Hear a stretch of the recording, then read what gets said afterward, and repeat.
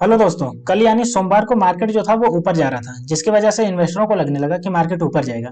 लेकिन आज का मार्केट जो है वो 1.11% से ये डाउन चला गया, जिसकी वजह से पता ही नहीं चल रहा कि मार्केट ऊपर जाएगा या नीचे जाएगा। तो चलिए ऐसे 15 पॉइंट को देख लेते हैं, जिससे हम अनुमान लगा सकते हैं कि कल यानी वेडनेसडे का मार्केट जो है वो कैसा रहने वाला है। तो चलिए एक एक करके इन 15 पॉइंट को समझते हैं, उसके बाद हम एंटिसिपेट कर पाएंगे कि कल का मार्केट कैसा रहने वाला है। तो सबसे पहले पॉइंट की बात करें तो सबसे पहला पॉइंट है हमारा की support and resistance level, Nifty and bank Nifty का। तो चलिए देख लेते हैं। तो पिवट पॉइंट कैलकुलेटर जो इंडिकेट कर रहा है उससे हमें पता चल रहा है कि 21,493 जो है वो पहला सपोर्ट लेवल मिलने वाला है। वहीं दूसरा जो बात करें, दूसरा आपका 21,420 और तीसरा जो है 21,301 पे मिलने वाला है। वहीं अगर हम रेजिस्टेंस की बात करेंगे तो 21,731 पे पहला रेजिस्टेंस और 21,805 पे दूसरा रेजिस्टेंस और तीसरा जो मिलेगा वो 21,924 पे ये तीसरा रेजिस्टेंस मिलने वाला है। ठीक है। अब अगर हम बैंक निफ्टी की बात करें तो बैंक निफ्टी जो है वो आज 75 पॉइंट से ये डाउन हुआ है, जो करके रुका है पे जाके 45,368 पे जाकर के बंद हुआ है। ठीक है। अब हम बात कर लेते हैं बैंक निफ्टी का पिवट पॉइंट लेवल जो है वो कितना बता रहा है। तो ये बता रहा है जो पहला सपोर्ट इसको मिलेगा वो 45,237 पे मिलेगा पहला सपोर्ट। दूसरा जो मिलेगा वो 45,125 और तीसरा जो मिलेगा 44,945 पे मिलेगा। वहीं अगर रेजिस्टेंस लेवल की बात करें तो ये 45,598 पे मिलेगा पहला रेजिस्टेंस, दूसरा जो मिलेगा वो 45,710 और तीसरा जो मिलेगा वो 45,890 पे मिलेगा। अब दूसरे पॉइंट की बात करें तो दूसरा पॉइंट है कॉल ऑप्शन डेटा। चलिए कॉल ऑप्शन डेटा हम देख लेते हैं। तो कॉल ऑप्शन डेटा की अगर बात करें तो सबसे ज्यादा जो कॉल स्ट्राइक हुआ वो 22,500 पे स्ट्राइक हुआ है। यानी कि कितना स्ट्राइक हुआ है तो 72.4 लाख स्ट्राइक हुआ है 22,500 पे। ठीक है। वहीं अगर दूसरा जो स्ट्राइक हुआ वो 21,700 पे स्ट्राइक हुआ है, टोटल 65.28 लाख स्ट्राइक हुआ है। ठीक है। और तीसरा जो स्ट्राइक हुआ वो 22,000 पे स्ट्राइक हुआ है, कितना 63.9 लाख स्ट्राइक हुआ है। यानी कि सबसे ज्यादा स्ट्राइक हुआ है वो 22,500 पे स्ट्राइक हुआ है। इसका मतलब है कि कॉल लेने वाले ज्यादातर अनुमान लगा रहे हैं कि ये जो है वो 22,500 से ऊपर रहने वाला है। ठीक है। वहीं अगर कॉल राइटर की बात करते हैं तो कॉल राइटर का जो है वो 21,700 पे सबसे ज्यादा स्ट्राइक हुआ है, यानी कि कॉल राइटिंग की गई है कितनी 37.82 लाख 82 लाख जो है वो कॉल राइटिंग की गई है 21,700 पे। वहीं दूसरा जो किया गया है वो किया गया है 22,000 पे और तीसरा जो किया गया है वो 21,800 पे किया गया है। 22,000 पे जो है वो 22.04 लाख का है और 21,800 पे जो है वो 21.45 लाख का है। यानी कि कॉल राइटिंग करने वालों को लग रहा है कि 21,700 से मार्केट जो है वो नीचे नीचे ही रहेगा, इसलिए ये कॉल राइटिंग कर रहे हैं। अब तीसरे पॉइंट की बात करें तो तीसरा पॉइंट है हमारे पास पुट ऑप्शन डेटा। चलिए देख लेते हैं पुट ऑप्शन डेटा हमें क्या बता रहा है। तो इसमें सबसे ज्यादा जो स्ट्राइक हुआ है पुट ऑप्शन वो 21,000 पे स्ट्राइक हुआ है। ठीक है। कितना स्ट्राइक हुआ है 47.5 लाख कॉन्ट्रैक्ट स्ट्राइक हुआ है। दूसरा अगर बात करें तो 20,500 पे स्ट्राइक हुआ है, जो कि हुआ है आपका 39.59 लाख। और तीसरा जो स्ट्राइक हुआ है वो 21,500 पे स्ट्राइक हुआ है, टोटल जो हुआ है 37.84 लाख हुआ है। यानी कि सबसे ज्यादा जो पुट ऑप्शन स्ट्राइक हुआ है वो 21,000 पे स्ट्राइक हुआ है। यानी कि लग रहा है सबको कि 21,000 से नीचे जाएगा मार्केट, इसलिए सबसे ज्यादा यहाँ पे स्ट्राइक हुआ है। वहीं पुट राइटिंग करने वालों की बात करते हैं तो पुट राइटिंग जो सबसे ज्यादा की गई वो 20,700 पे की गई है। ठीक है। और जो कितने की गई है तो 11 लाख कॉन्ट्रैक्ट राइटिंग की गई है। ठीक है। वहीं उसके बाद जो फॉलो हुआ है वो 20,500 पे किया गया है और उसके बाद जो है वो 21,000 पे किया गया है। 20,500 पे अगर बात करें तो वो 9 लाख और 9,06,000 पे किया गया है। ठीक है। 9.06 लाख किया गया है।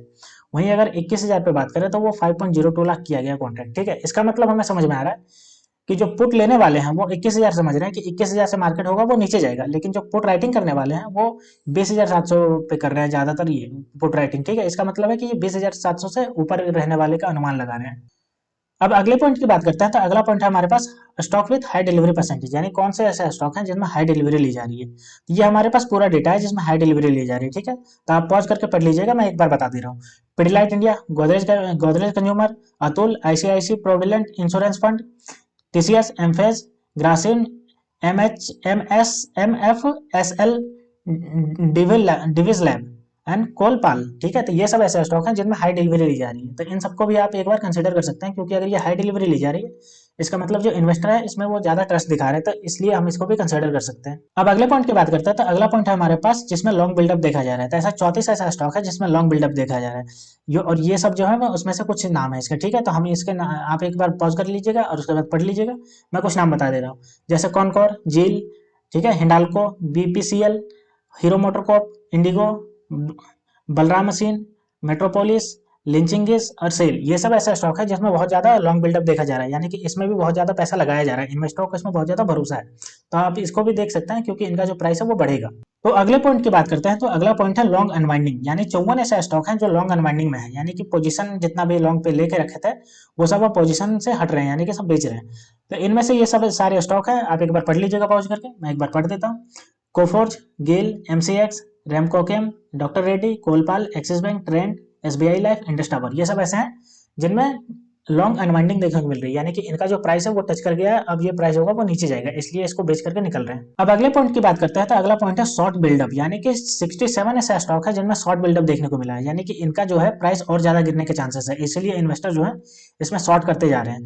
तो चलिए एक बार मैं पढ़ देता हूँ सबके नाम। Coromandel, Bajaj finance, camber flat, BEL, Bajaj Finserv, Alkem, Bata India, ITC, एलटीआईएम and Cipla, ये सब ऐसे स्टॉक हैं जिनमें शॉर्ट बिल्डअप देखने को मिल रहा है, यानी कि इनका प्राइस और ज्यादा नीचे आ जाएगा, इसलिए शॉर्ट पोजीशन ज्यादातर कर रहे हैं। अब अगले पॉइंट की बात करते हैं। तो अगला पॉइंट है हमारे पास शॉर्ट कवरिंग, यानी कि ऐसे 31 स्टॉक है जिसमें शॉर्ट कवरिंग देखने को मिला, यानी कि इनका जितना प्राइस डाउन जाना था उतना डाउन चला गया, और जो शॉर्ट करके बैठे थे वो शॉर्ट कवरिंग करने लगे हैं, यानी कि अब इनका प्राइस जो है वो ऊपर जाने लगेगा। ठीक है, तो ये जो होगा वो अपना ग्रोथ दिखाएंगे प्राइस में। तो चलिए एक बार नाम पढ़ देता हूँ।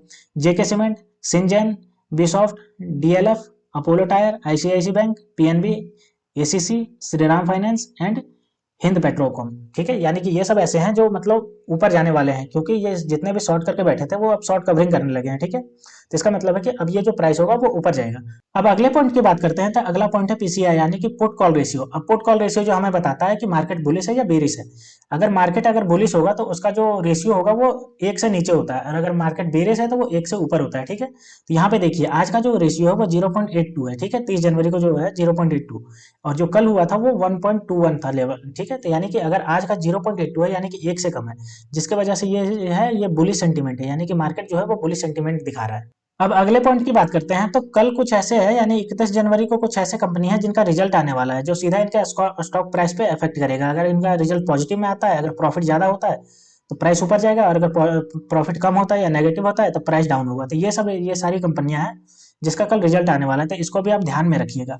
इसमें मैं कुछ नाम पढ़ देता हूँ, जैसे Maruti Suzuki India, Sun pharmaceutical industry, Shree cement, Ambuja cement, bank of Baroda, Dabur India, Amar Raja energy and mobility, Adani Wilmar, Bajaj, Dixon technology. ठीक है, तो ये सब जितने भी है आप एक बार पॉज करके पढ़ लीजिएगा, इन सब का कल रिजल्ट आने वाला है, तो इसका रिजल्ट जो होगा इसका प्राइस को डायरेक्टली अफेक्ट करेगा। अब अगले पॉइंट की बात करते हैं। तो स्टॉक इन न्यूज, यानी कि कुछ ऐसे स्टॉक हैं जो न्यूज में है, यानी कि आज ऐसे बहुत सारे स्टॉक हैं जिनका मार्केट बंद होने के बाद इनका क्वार्टर 3 का रिजल्ट आया है। तो क्वार्टर 3 का रिजल्ट जो है वो प्रॉफिट लॉस इसके सीधे कल जो है वो इसका प्राइस को अफेक्ट करेगा।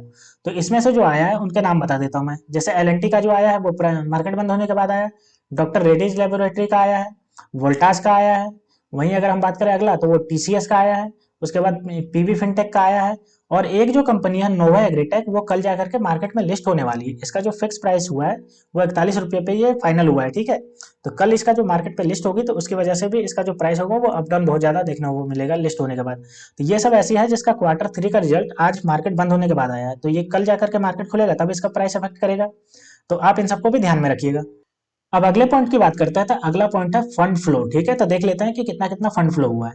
तो अगर हम इंडेक्स फ्यूचर की बात करें तो इंडेक्स फ्यूचर में आपका 288 करोड़ का फंड फ्लो हुआ है। ठीक है, यानी कि ये बाहर निकला है। वहीं अगर हम स्टॉक फ्यूचर की बात करते हैं तो 382 करोड़ यहाँ से बाहर निकला है।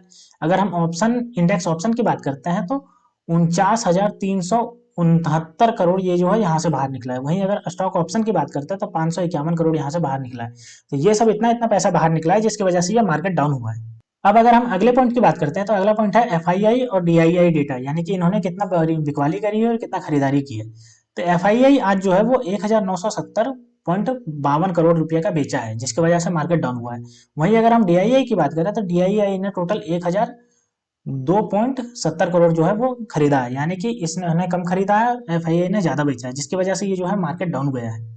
अब अगले और लास्ट पॉइंट की बात करते हैं। तो वो है stock under FNO ban on NSE, यानी कि एनएसई पे कौन सा जो है वो बैन रहने वाला है। ठीक है, यानी कि आप फ्यूचर ऑप्शन नहीं खरीद सकते उसका। तो जी एंटरटेनमेंट इंटरप्राइजेज जो है वो एफएनओ बैन है कल, यानी एनएसई पे आप इसको ना खरीद सकते हैं ना बेच सकते हैं। तो दोस्तों ये जो मैंने 15 पॉइंट बताए हैं, इस 15 पॉइंट को अच्छे से एनालाइज कर लीजिएगा, तभी आप कल के मार्केट को सेंटिमेंट को समझ सकते हैं। ठीक है, तो ऐसे ही वीडियो मैं हर रोज को शाम को लाया करूंगा। तो दोस्तों ऐसे ही वीडियो देखने के लिए आप मेरे चैनल को सब्सक्राइब कर लीजिए। तो मिलते हैं दोस्तों नेक्स्ट वीडियो में, तब तक के लिए स्टे ट्यून्ड, थैंक यू।